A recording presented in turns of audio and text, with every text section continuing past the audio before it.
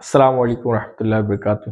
جیسے کہ آپ لوگ جانتے ہیں، آپ کو اس چینل پر خوابوں کی حقیقی تعبیرات کے بارے میں بتایا جاتا ہے۔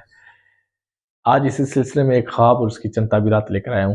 اگر کوئی خواب میں چھینک وغیرہ کرتا ہے تو اس کی کیا تعبیر وغیرہ ہوگی، اس کی زندگی میں کیا ہونے والا ہے، آئیے اس کے حوالے سے کچھ تعبیرات وغیرہ سنتے ہیں۔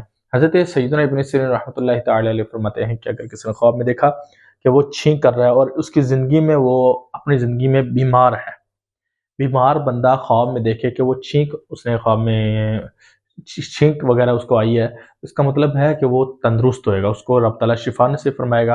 اور اگر یہی خواب یعنی تندرست بندہ یہ دیکھے کہ اس نے خواب میں چھینک اس کو آئی ہے اور اس نے الحمدللہ پڑھا ہے، تو اس کا مطلب ہے کوئی نہ کوئی مراد وغیرہ اس کی پوری ہوگی۔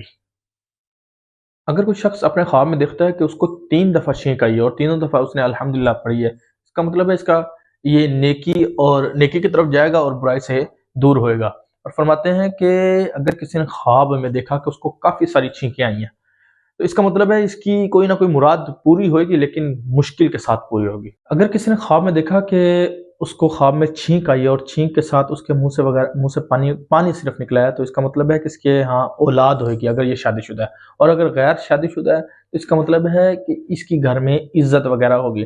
فرماتے ہیں کہ اگر کسی نے خواب میں چھینک کی، پانی کے علاوہ کوئی اور چیز نکلی ہے، تو اس کا مطلب ہے کہ لوگوں کے درمیان اس کے بارے میں کوئی غلط بات پھیلے گی یا پھر لوگ اس سے نفرت کرنے لگیں گے۔ تو یہ تھی خواب میں چھینک وغیرہ دیکھنے کی کچھ تعبیرات۔ اگر آپ نے اس حوالے سے کوئی خواب دیکھی ہے اور آپ چاہتے ہیں کہ میں اس کی تعبیر وغیرہ جانوں، تو مجھے کال وغیرہ، وائس میسج، واٹس ایپ کر کے پوچھ سکتے ہیں۔ وقت ملنے پر میں آپ کو لازمی اس کا جواب دوں گا۔ شکریہ۔ السلام علیکم ورحمۃ اللہ وبرکاتہ۔